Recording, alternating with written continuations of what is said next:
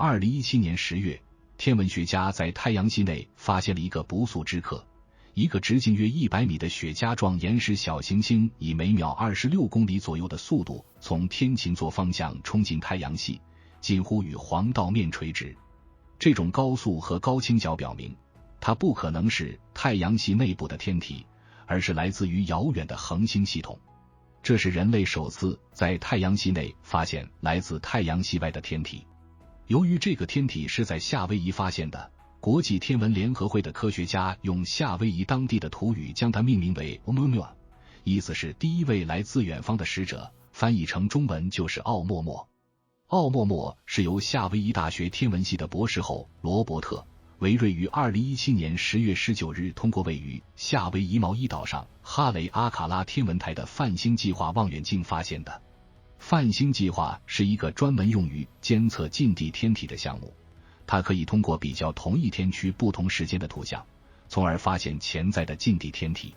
当维瑞博士在电脑上看到一个可疑的亮点时，他并没有太多兴奋，因为这样的发现已经司空见惯。他只是按照惯例对数据进行了复核，并且查找了之前几天的数据，发现这个亮点其实已经出现过2次，只是在数据处理过程中被忽略了。通过这些数据，他很快地计算出了这个亮点的运动轨迹，并且惊讶地发现，它并不像一般的近地天体那样呈现出椭圆形或者抛物线形的轨道，而是呈现出一个极端的双曲线轨道，其偏心率高达 1.22。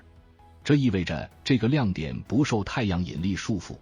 而是以超高速度从太阳系内穿过，并且永远不会回来。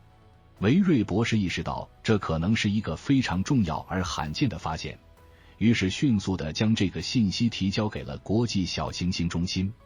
奥默默一经发现，就引起了全世界科学家和公众的极大关注和好奇。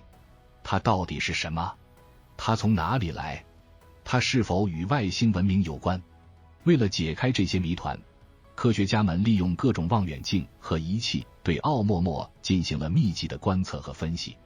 然而，随着奥默默高速远离地球，它迅速变得暗淡，对它的观测也越来越困难。在发现仅2个月之后，即使地面上最灵敏的望远镜也无法再观测到它了。在有限的观测时间内，科学家们收集到了一些关于奥默默的数据和信息，但也遇到了一些难以解释的现象和矛盾。这些现象和矛盾激发了科学家们的想象力和创造力，也引发了一些大胆而有争议的假说和推测。其中最引人注目和讨论的一个假说就是，奥默默可能是一艘外星飞船或者一种太阳帆。这个假说是由哈佛天体物理中心的科学家史穆埃尔、比亚利和阿维洛布提出的。他们根据欧洲航天局等机构对奥默默轨道进行精确测量后发现，奥默默在离开太阳系时受到了一种微弱而持续的额外加速力。这种加速力不能用已知彗星喷气产生的非引力效应来解释，因为奥默默没有显示出任何喷气活动或彗尾。比亚利和洛布认为，这种额外的加速力可能来自日光，也就是说，奥默默可能是一种能被太阳光推动的物体，类似于人类制造的光帆。光帆是一种利用太阳光产生的推力来推动飞行器在星际空间中航行的技术。太阳光虽然没有质量，但有动量，当它照射到一个物体上时，会给物体一个微小的冲量。如果物体足够轻而且足够大，这个冲量就可以产生一个可观的加速度。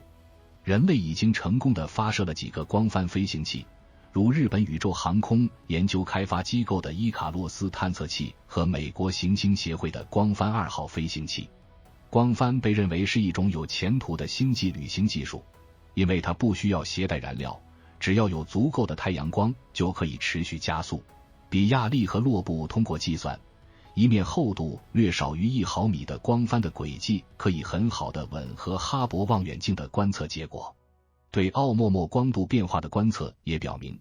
奥默默是一个十分狭长的天体，其长短轴之比达到5:1甚至更大，一定程度上也和一面光帆的形状相符合。我们在太阳系中从未见过天然形成的帆状天体，目前我们还不清楚哪种自然过程能自发形成这样的天体。因此比亚利和洛布提出，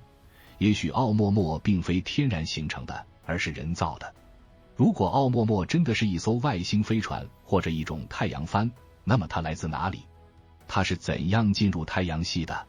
它又有什么目的？这些问题都令人无比好奇和兴奋。但是由于奥莫莫已经离开了我们的视野，我们无法再对它进行更多的观测和探测，我们只能依靠已有的数据和信息来进行推理和分析。根据奥莫莫进入太阳系时的速度和方向，科学家们推算出它可能来自鲸鱼座方向距离我们约20光年处的一个恒星系统。这个恒星系统包含4颗红矮星，其中2颗已经被证实拥有围绕其运行的行星。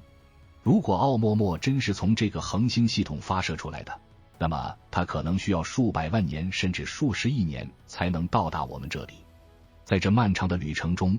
奥莫莫可能遭遇了各种各样的风险和障碍，如恒星风、宇宙尘埃、微流星体等。这些因素可能会影响奥莫莫的结构和功能，使其无法正常工作或者传输信号。也有可能奥莫莫本身就是一种被动式的探测器或者信标，只有在接近某些特定目标时才会被激活或者发送信号。不管怎样，奥莫莫都给我们提供了一个难得的机会和挑战，让我们思考了太阳系外的天体和生命的可能性和多样性。奥莫莫也让我们意识到了我们对太阳系和宇宙的认识还是非常有限和片面的，